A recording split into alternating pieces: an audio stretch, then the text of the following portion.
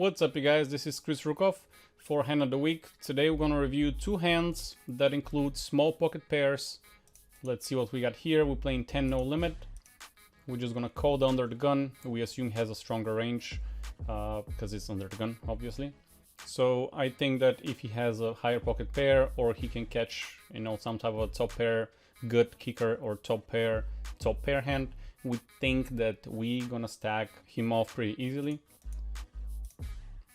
All right, king 9 deuce, like super perfect board if he has a king. If he doesn't have a king, it's a shitty board.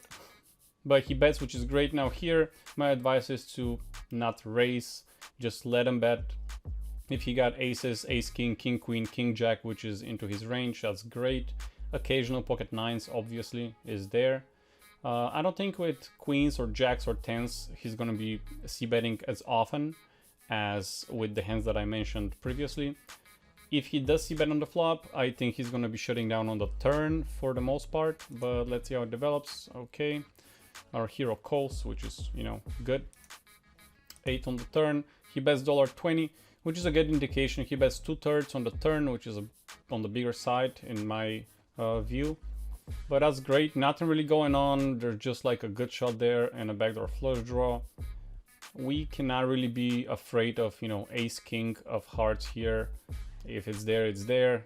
Any king, basically king, ace, king, queen, king, jack of hearts is a possibility to be there. Now the question here is, do we raise? I'm not opposed to raising here, because if you raise to something along the lines of $2.99, $3, and he calls $3, that means the pot will be $7.70, and he's gonna have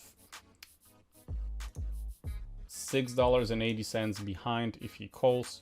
And with the pot of $7, we can bet, $4, $4.50 on the river, something along those lines, because so far we think that he has a strong hand. But calling is not a bad option. If we call, the river will be something along the lines of $4, $4.20 or something like that.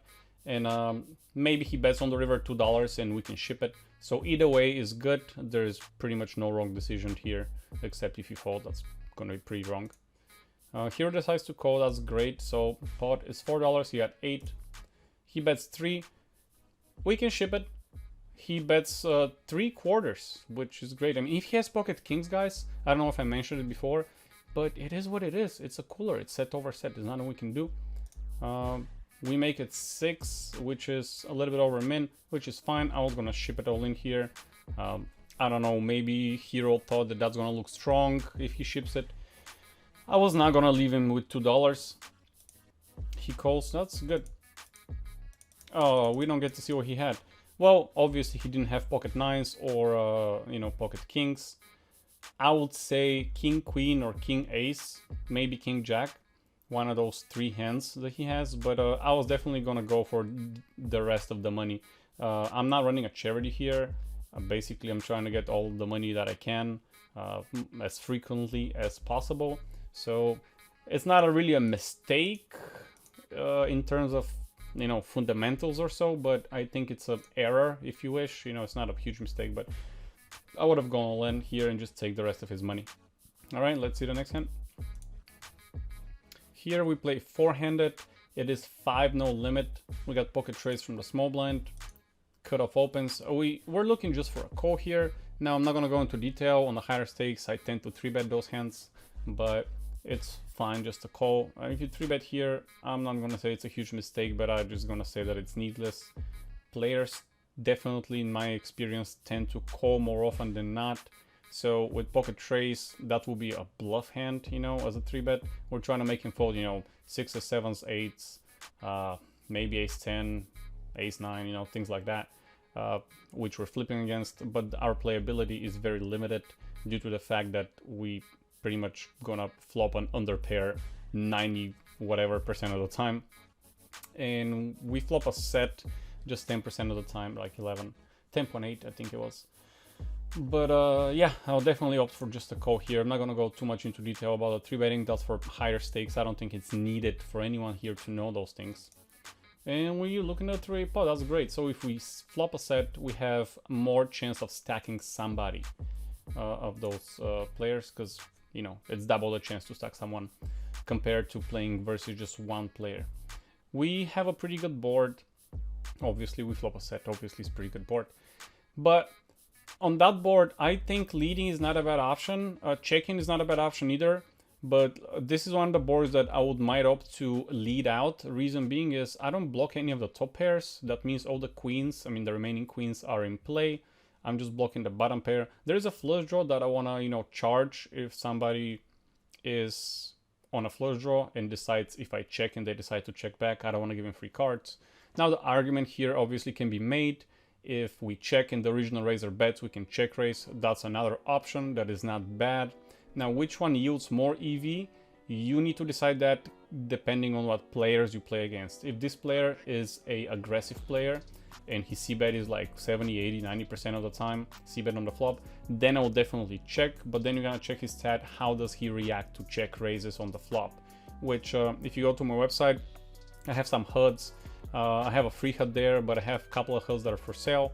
That you can see that on a pop-up. I made custom pop-ups. They're like, I don't know, 30 or 40 custom pop-ups that you can easily check that statistic when you hover over his c-bet, and it shows how he reacts on c-bet versus check raise c-bet.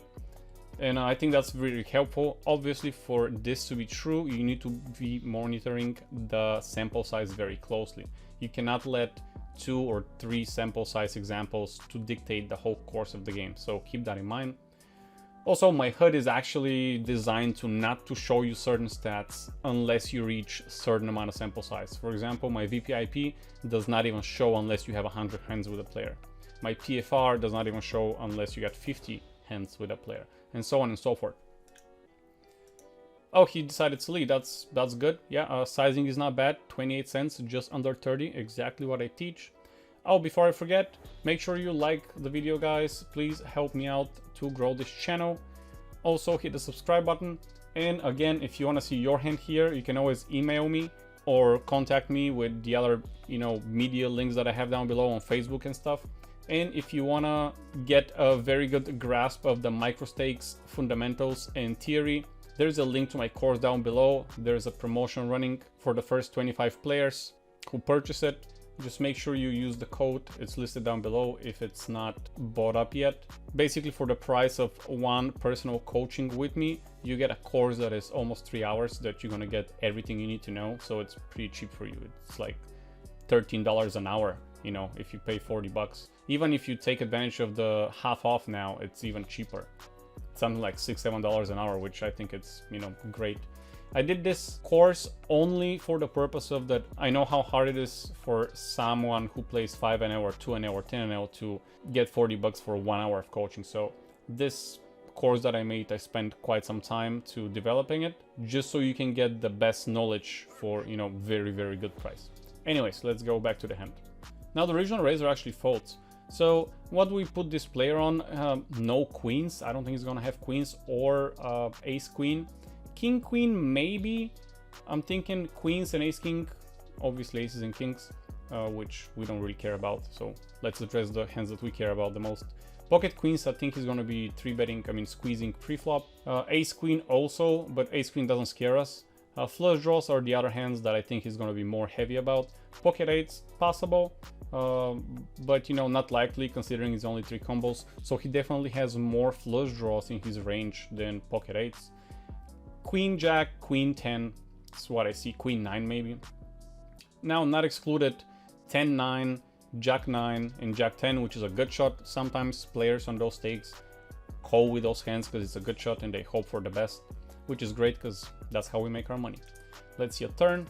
Turn completes a flush draw. Here you can do either check or bet.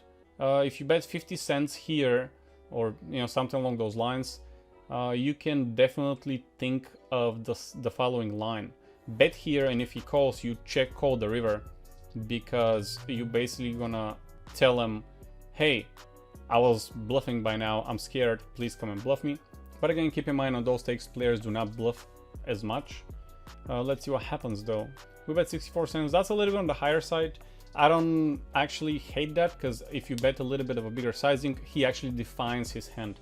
So if he calls here, we kind of know that he's more stronger than not, which puts him on maybe pocket fives, which is very, very unlikely because I don't think it's going to be calling flop with pocket fives, but eights become more possible.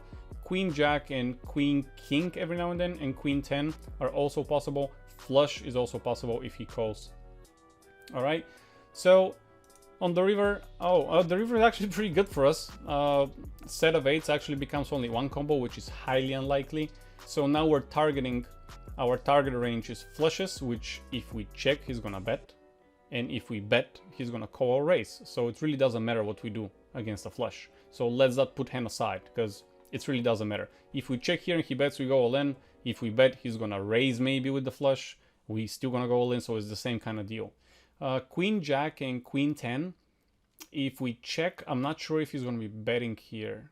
Let me think a little bit. Yeah, if we check, I'm not sure how often. Obviously, you gotta know the player to determine if he's gonna be betting after we, bet flop, bet turn, check river. We don't know if he's gonna be betting.